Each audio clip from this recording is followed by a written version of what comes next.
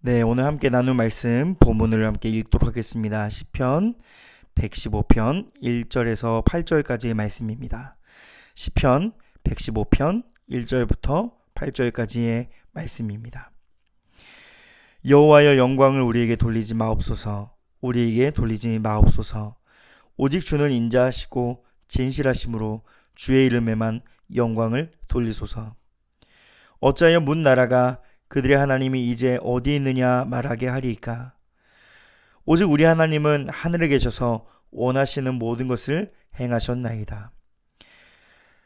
그들의 우상들은 은과 금이요 사람이 손으로 만든 것이라. 입이 있어도 말하지 못하며, 눈이 있어도 보지 못하며, 귀가 있어도 듣지 못하며, 코가 있어도 냄새 맡지 못하며, 손이 있어도 만지지 못하며, 발이 있어도 걷지 못하며, 목구멍이 있어도 작은 소리조차 내지 못하느니라. 우상들을 만드는 자들과 그것을 의지하는 자들이 다 그와 같으리로다. 아멘. 네, 여러분, 오늘 말씀은 이 전능하신 하나님, 무능한 우상이라는 제목으로 말씀 나눠보길 원합니다. 여러분, 시편 115편부터 118편은 6월절 식사 후에 부르는 이 찬양 시편으로서 우리 예수님께서도 이 시편을 이 마지막 만찬 이후에 부르시고 감람산으로 오르셨을 것으로도 보고 있습니다. 그 중에서도 이 115편은요, 이 공동체 찬양시로 그 배경이 바벨론 포로기에 지어진 것으로 보고 있습니다. 따라서 이 본문 2절에서 문 나라가 그들의 하나님이 이제 어디 있느냐라고 말하는 이 부분이 아무래도 멸망한 유대민족, 황폐화된 성전과 같이 하나님이 다스리는 백성들이 완전하게 망한 것에 대하여 조롱하고 있는 부분인 것입니다. 그래서 하나님이 어디 있는지를 물어보는 것은 너희가 의지하는 하나님은 없다, 너희가 의지하는 하나님은 무능하다라고 조롱하고 있는 것이죠. 그도 그럴 것이 이 고대근동 시대에서부터 이 본문의 배경까지의 역사들을 보면 언제나 이 민족 또는 나라 간의 전쟁과 경쟁은 곧 민족의 전쟁이라기보다도 신들의 전쟁이기도 했습니다.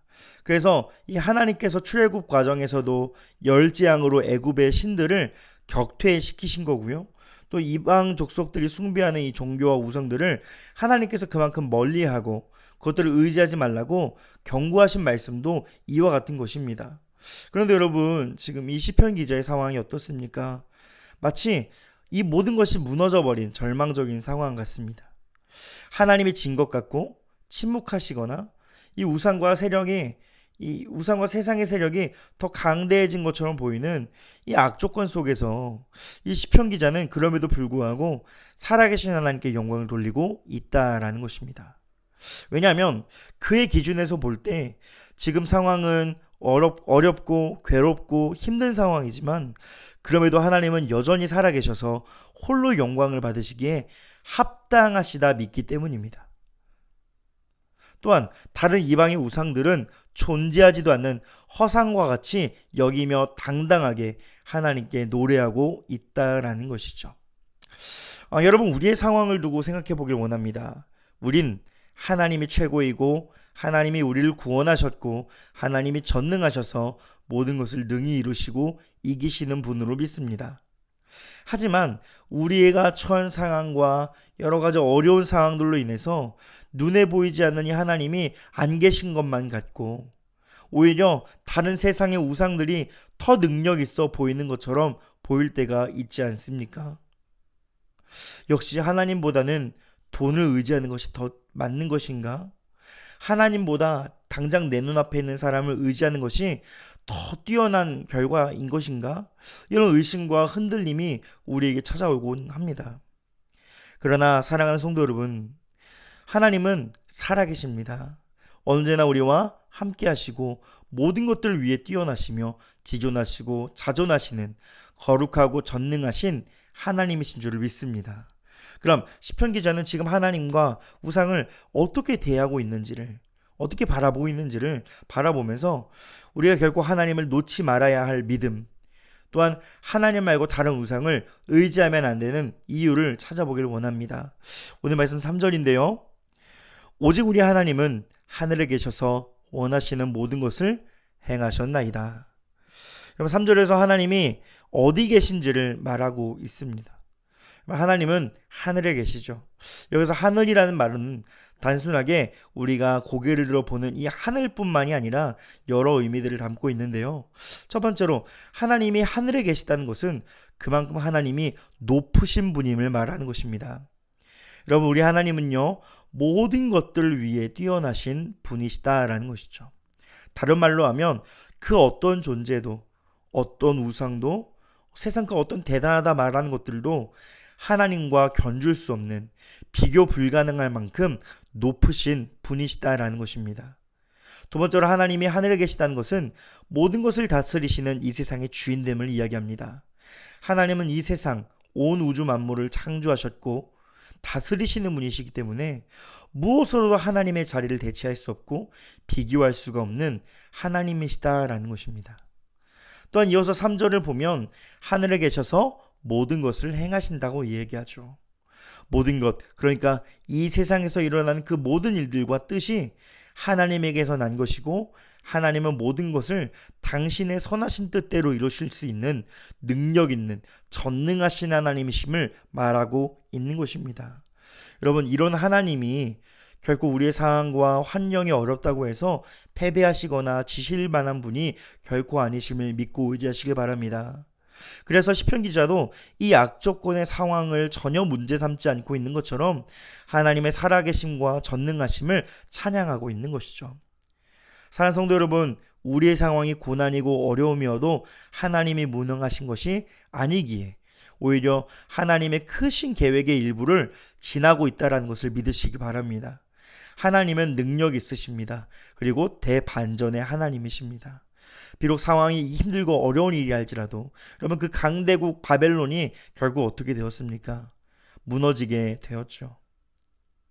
여러분, 하나님은 놀라운 일들로 인하여 우리를 구원하시고 능력 베푸시는 분이십니다. 오죽하면 정말 있을 수 없는 일들로 우리에게 구원을 베푸시죠. 어떻게 해요? 자기의 사랑하는 아들을 바치실 만큼 주님의 마음은 우리를 향하고 있으시며 주님은 끝내 우리를 구원하신다라는 것입니다. 때문에 보이지 않고 때로 상황이 힘들어도 하나님을 믿고 의지하시길 축복합니다. 그럼 여러분, 우상은 어떻습니까? 바벨론은 실제로 강했습니다. 그렇게 나라가 강하다는 건 그 나라의 신이 능력 있다고 사람들은 믿어왔습니다. 그러나 시편 기자의 고백은요, 이방의 우상들이 사람의 손으로 만든 것이라 말합니다. 무의미한 존재인 거죠. 여러분, 연약한 사람의 손으로 만든 게 무슨 능력이 있겠습니까? 오늘 말씀 5절, 6절, 7절인데요. 입이 있어도 말하지 못하며, 눈이 있어도 보지 못하며, 귀가 있어도 듣지 못하며, 코가 있어도 냄새 맡지 못하며, 손이 있어도 만지지 못하며, 발이 있어도 걷지 못하며, 목구멍이 있어도 작은 소리조차 내지 못하느니라. 우상이 어떻습니까? 사람들이 동상이나 어떤 형상을 새겨 만든 것들이죠. 그것들을 바라보면서 사람들 그것을 숭배하고 그것들의 능력을 기원합니다. 그러나 이것의 실체는 사람들이 그저 자신들의 입맛대로 은혜를 주는 어떤 허구의 존재를 만들어낸 것이죠. 그래서 우상들의 모습은 눈, 코, 입, 귀, 손, 발 다 있어도 말하지 못하고 보지 못하고 냄새 못 맡고 만질 수 없고 걸을 수 없고 숨 쉴 수 없는 그저 사물에 불과합니다. 그러니까 우상의 실체는 사람들의 어떠한 욕구를 불어넣은 욕심의 결정체일 뿐이지 허무함 그 자체인 것입니다. 여러분, 이런 우상을 의지하는 것이 우리에게 무슨 능력이나 무슨 의미가 있겠습니까? 돈, 명예, 높은 지위, 그것들이 아무리 좋아 보여도 사람들의 욕심을 위한 도구일 뿐이지 능력이 있는 것이 아닙니다. 오히려 우상을 따르는 자들, 이 우상이 무능하고 무감각한 것처럼 똑같이 될 것이라 시편 기자 이야기합니다. 그러나 참된 진리이신 하나님을 믿고 의지할 때 우리는 하나님의 놀라우신 은혜를 경험하는, 구원을 경험하는 놀라운 복된 삶을 살아갈 수 있는 것이죠. 이제 말씀을 정리합니다. 사랑하는 성도 여러분, 헛된 우상은 우리에게 요구만 합니다. 그리고 그 요구마저도 우리의 죄악된 탐심이 불러오는 것들이죠.